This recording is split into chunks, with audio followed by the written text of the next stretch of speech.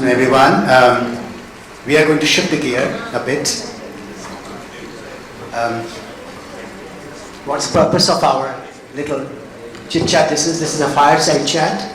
Now, I'm still trying to figure out what is a fireside chat. I've never had a fire, but I think it's a fire in which we are going to speak. Perhaps is what it means. We are running behind time for sure. We'll try to make it as short as possible. We still have to play a wonderful game after this. First, let me tell you the purpose.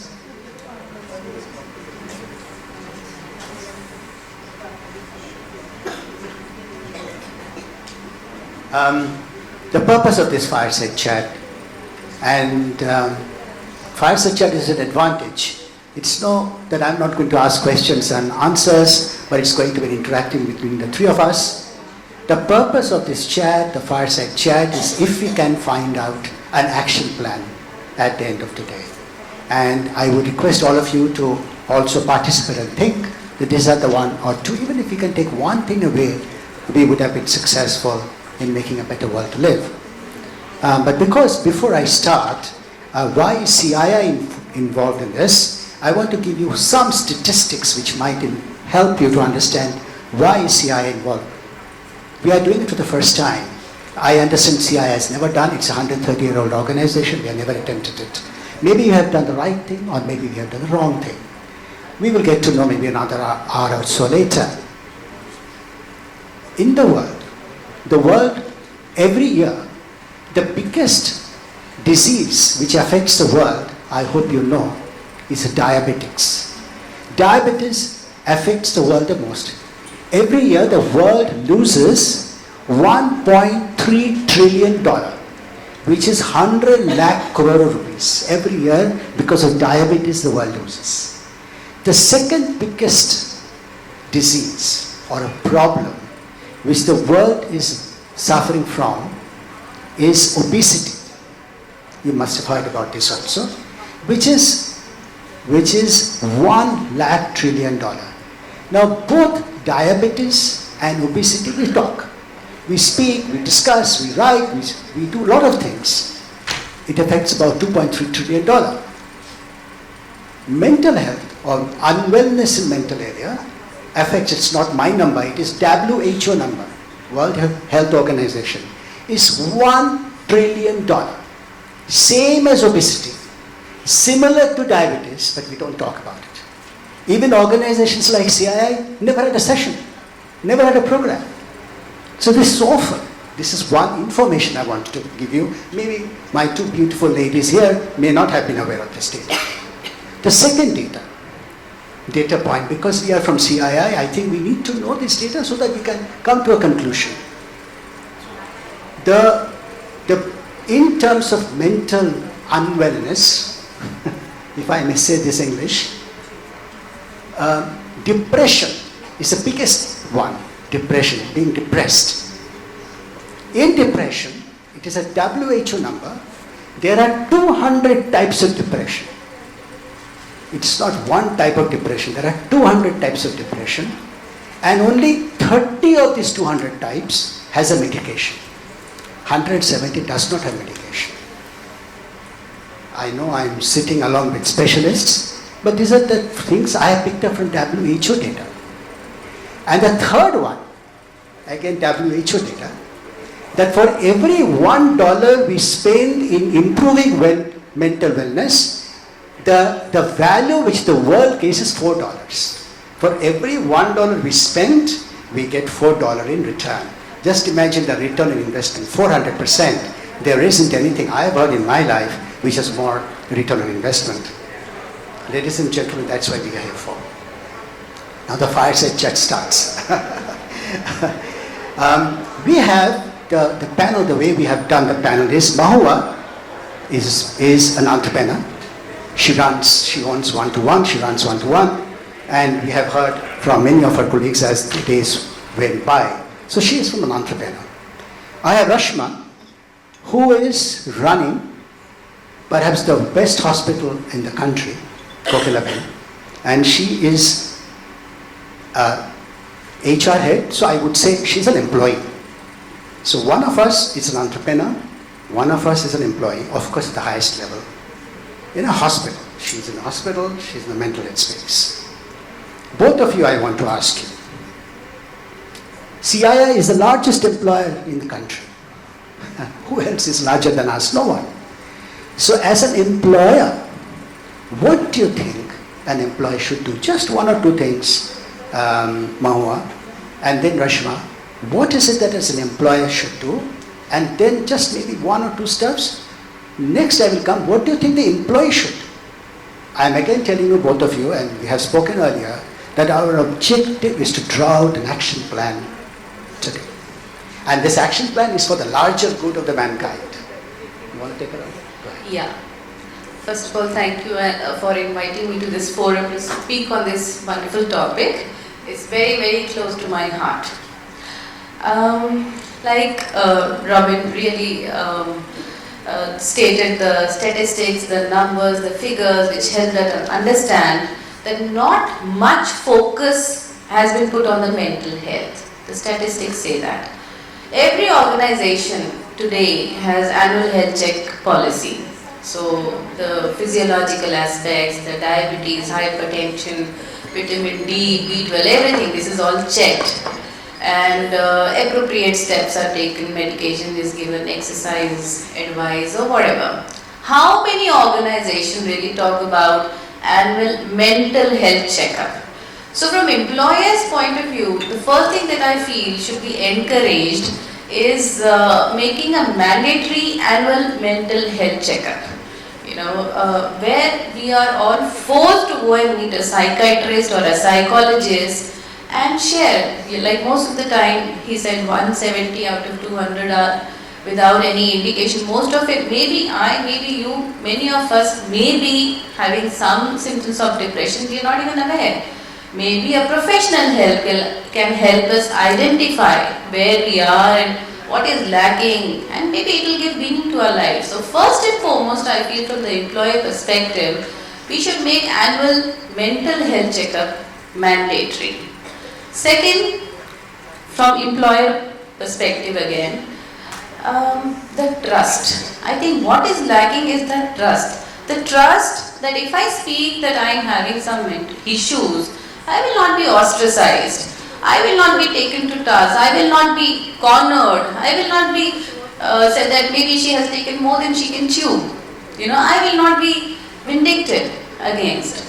So do I have that trust on my employer that even after 2.5 decades of experience, do I have that confidence that I can go and confess it? These are the things that I am facing. I need help. I need to speak on this.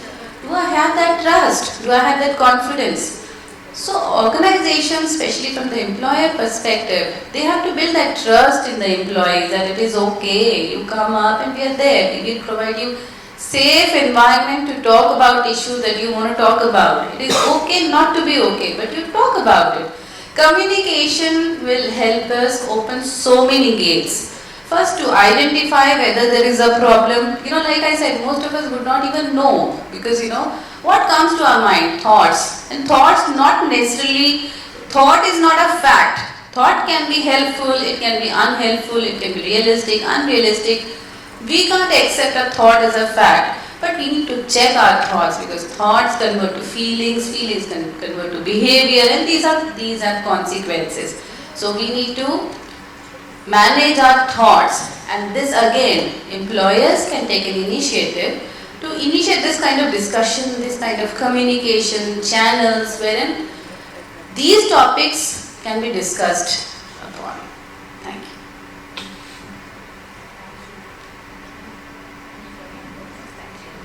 Hi. So I think like Rashma, I think you said everything right. I think the one or two points that I'd just like to add to that is I'm a believer in measuring and understanding where you are first. So if you haven't invested in mental health support or any sort of benefit, it might make sense for you to understand how big is your organization, what are the areas and pain points that your people may be having, and then what is the appetite internally, who is going to prioritize it, what kind of budget can be allocated towards it in order to have a meaningful investment into mental health. Once you baseline that, I think then investing in a partner and understanding that it will be slow, it will require so much communication and awareness, like you said, from leadership, from managers, from peers, and you have to approach everyone very differently. So I'm sure, Rashma, you work in a hospital. Nurses may require very different interventions and very different places where you create awareness than, say, doctors, right? So we have to be aware that one size will not fit everyone, and we have to meet people where they are. And organizations that have data, and they're all experts in their own, industry and sphere, can sort of use that data meaningfully to create that support. Robin, I think you'd asked about employees as well, right? So for employees, I think first thing you could do when you enter an organization is definitely try to educate yourself and remember, or don't hesitate to ask a stupid question or ask a question repeatedly of what you're entitled to and what benefits are available. And secondly, I think to understand that well-being has to be proactive, and it's a practice that you have to work on constantly. So while health may be absence of disease, I think when we talk about well-being, we talk about it in terms of life satisfaction, the ability to cope with challenges, feeling meaning and purpose in your life, right? So well-being is something that you'd have to work on constantly, and it's not just in one sphere. Here the focus is emotional, but also one of the issues that keeps coming up is also loneliness. You may have to invest in connection and friendships and other things as well in order to boost your mental health. And physical health, I mean, Robin, you were talking about diabetes, and I think NCD is also a bit large contributor to lost economic output. In India, all of this is intricately linked to your mental health and vice versa, right? The leading cause of like heart disease is stress. So to understand that it's all kind of interlinked is really helpful for employees, and to be aware of what sphere am I doing well in and what sphere am I not doing well in, what can I do in order to get better. And yes, I think feeling open to gain support, to access professional help and ask for it. If your organization doesn't have it, I'm sure they'd be open to seeing where that could lead. So definitely ask for it, and that's what I would say. In terms of what CII could do as the leading body, I don't know if I've jumped over. Yes, we will take that later. Now, let me summarize what I have understood. I think 2 action plans I can at least think of, which I have understood from both of you. One is a mental health checkup. It's a sea change. We have heard physical health checkup, mental health checkup, so we obviously have to make people aware that it is something we need to start working on. But it's an action plan. I think as a CII we should do something about it. Question from the audience at this point, sir. See, because the word is very I would do this way, if you don't mind. We will have a question, otherwise we will never complete, and each one of you will have. So give us 10 minutes and I'll throw it open to you for sure. And the second is measurement. I think that is very important. In measurement, we did mention that maybe we should know what the employer has a budget. And budget could be a starting point, that if the employer says, okay, I have a 1 crore budget, but some employer may say, I have 100 crore budget, or some may say, hamara paas 10 lakh rupiya hai, jo bhi karna hai karo. So that's a good one. I think we didn't think about it. So 2 action plans are definitely come. But before I jump into what CII can do, I have a quick question, 2 more questions to both of you.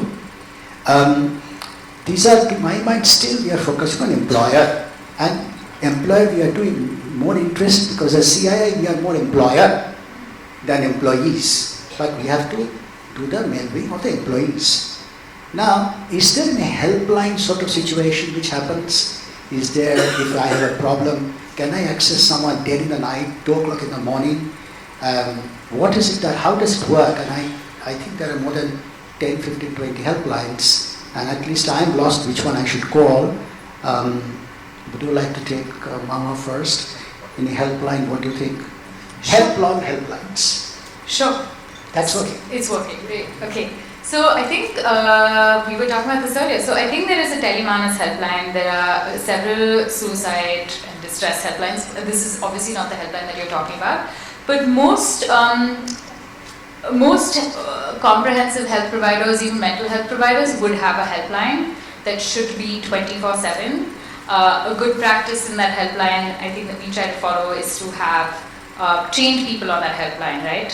Who can, and not have it be an IDRS helpline where it's just you know, similar to when you call Vodafone or Airtel and you receive a robot voice. You want a real person on that helpline, because often if you are... So you're saying this helplines are not bot, BOT? Ideally, yes. They are human beings types. Yes, you can use a bot to triage, but I can tell you that often when we, I'm going to speak a little bit... So in India the helplines are human beings, so manned or a BOT bot? The Telemanas is counsellors and it's people. Yes. But I think it would be good to have a helpline manned by people who can, if you are unable to articulate yourself or crying or breathing heavily, able to assess that and get you the help that you need. Other good practices of helplines, I think obviously language, we should have helplines that cater to multiple Indian languages. And yeah, that's largely what I would say. Specific organizations may have... We don't need to get into that. You know, see, there are helplines. There are and helplines. there are human beings on the other side, Yes. and these are available. They are available, and they are also, you know, helplines that you can pay for through a mental health partner or EAP or whatever. There may even be helplines to the degree that there are helplines specifically for managers under distress who need a consult or who need advice on, you know, how to deal with a certain interpersonal employee relationship, right? So to that degree, this specificity, it really depends on how much you want to sort of get into that. Wonderful. Rashma, any suggestions on Yeah. that side?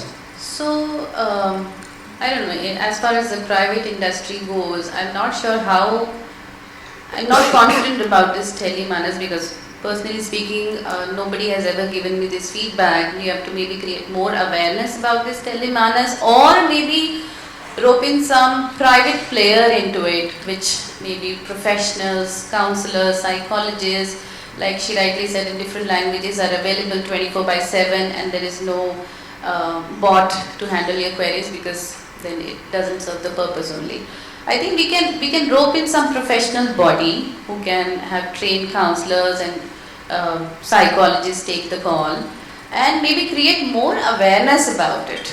The problem is, like, we are not, like I said, that are we even aware that we are having a problem? You know, there are symptoms, there are behavioral symptoms, there are emotional symptoms, but are we even aware? Would we take that effort to call that helpline? So first of all, we have to create awareness and sensitize people about what is right and what are the symptoms, and, you know, where you need help. So are we creating that awareness?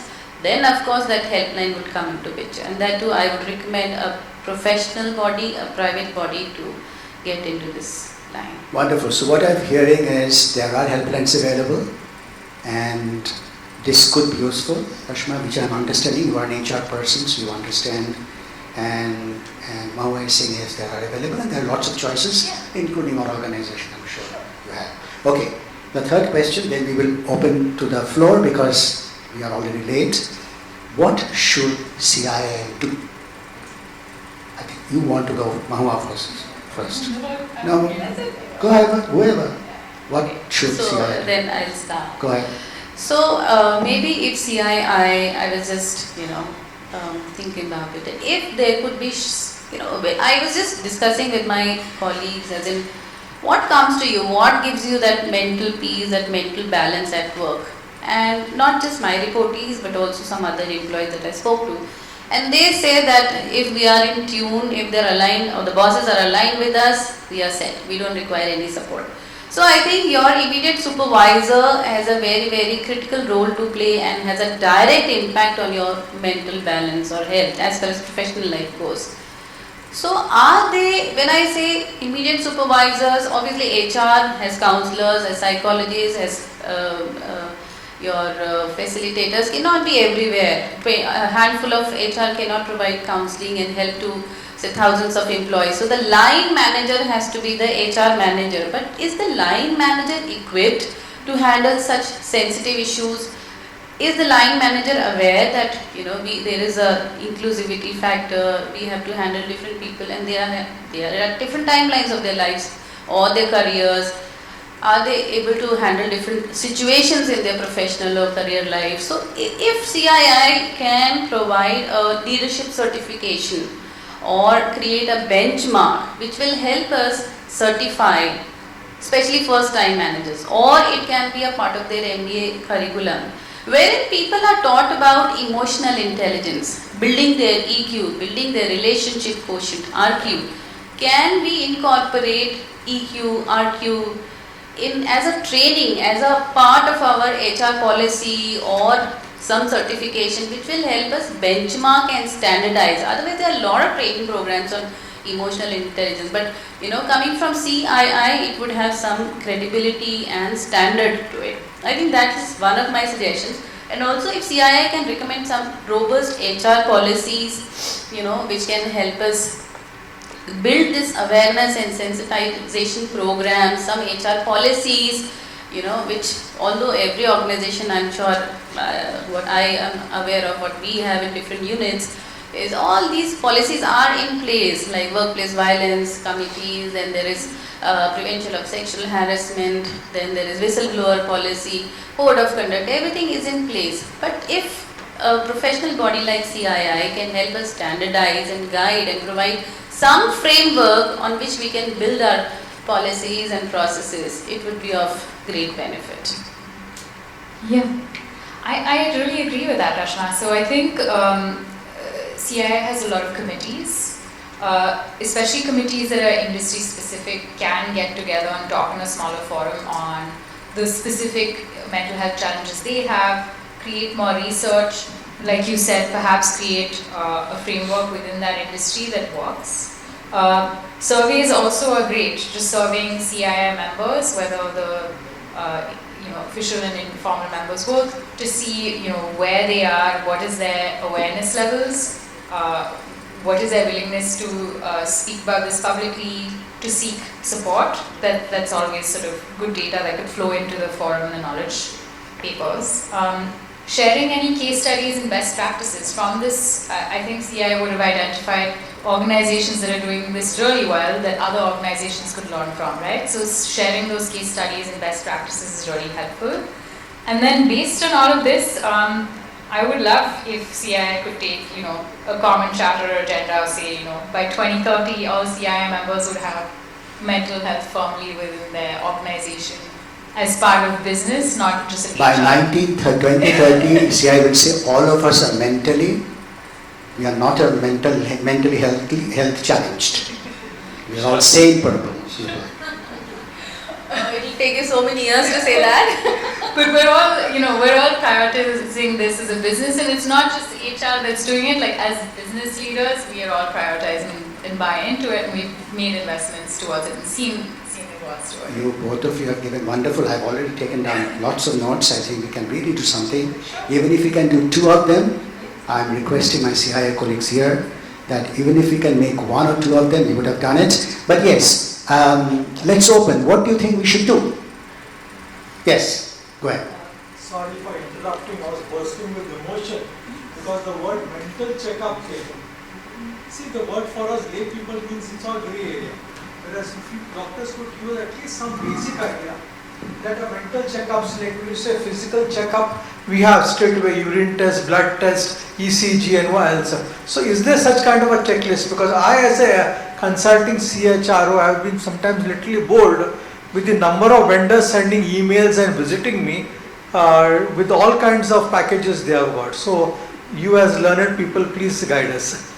Thanks for this question, sir. But I am aware because I work in a hospital with over 2 decades of working in a hospital. I am aware that there are battery of tests. There is not one single test to check, but there is a battery of tests to help this. Of course, it is a professional job. It is not to be done by you or me. It is to be done by psychologists and psychiatrists.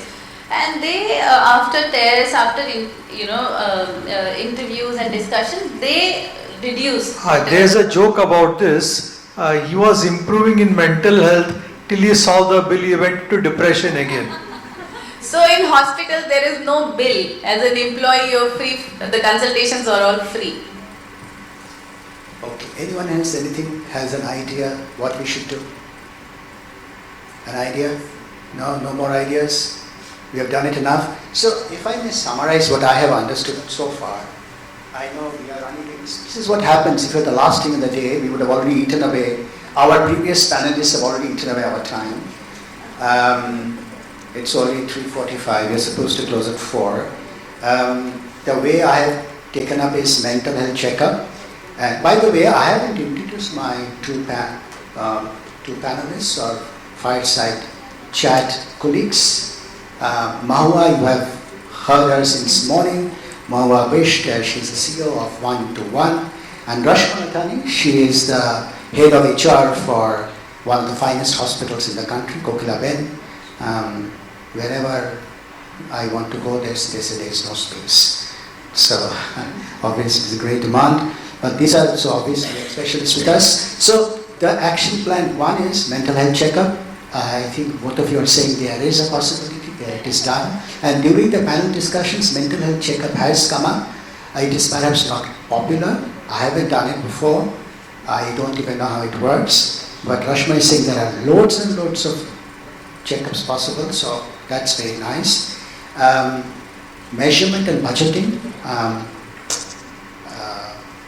which you said, Mahua, I think that's a great opportunity. The thing we should do. Mental health checkup, measurement, budgeting. The second which I'm picking up is healthline or helpline. There are helplines. There are 24/7 helplines, not managed by bot, but by human beings. And both of you are saying it works. Am I right? Is what I'm understanding, it works? Or no, Rashma is not too sure. Rashma is saying she's not sure, but Mahua is saying I'm 100% sure. Now what's the truth? It works.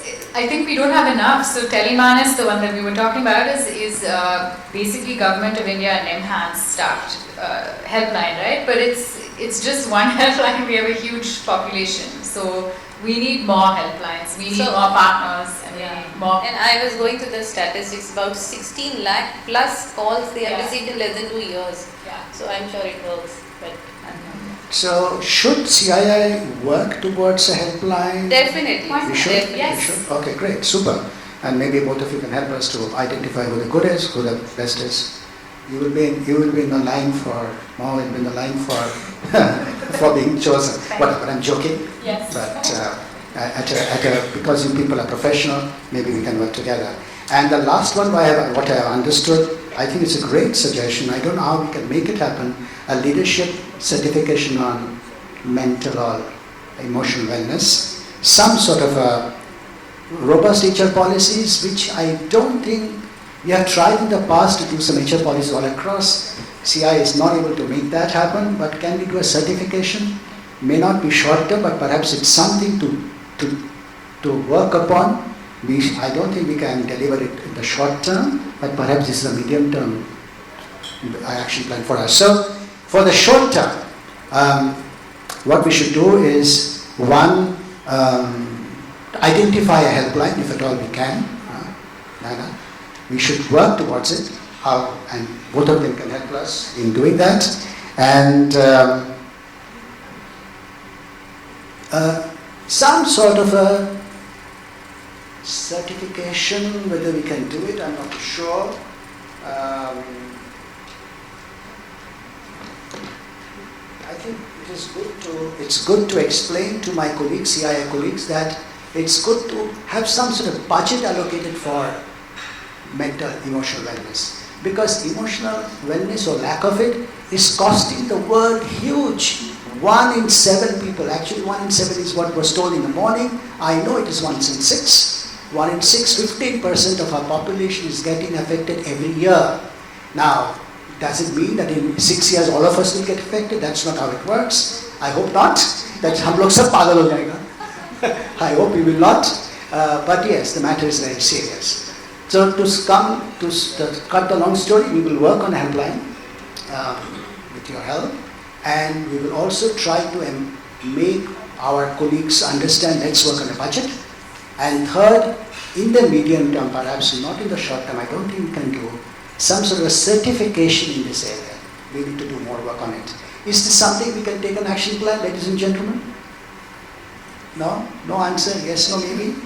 At least one hand up. Majority says nothing will happen. So, no, nothing will happen. We are not as bad as that. Okay, thank you so much, ladies and gentlemen.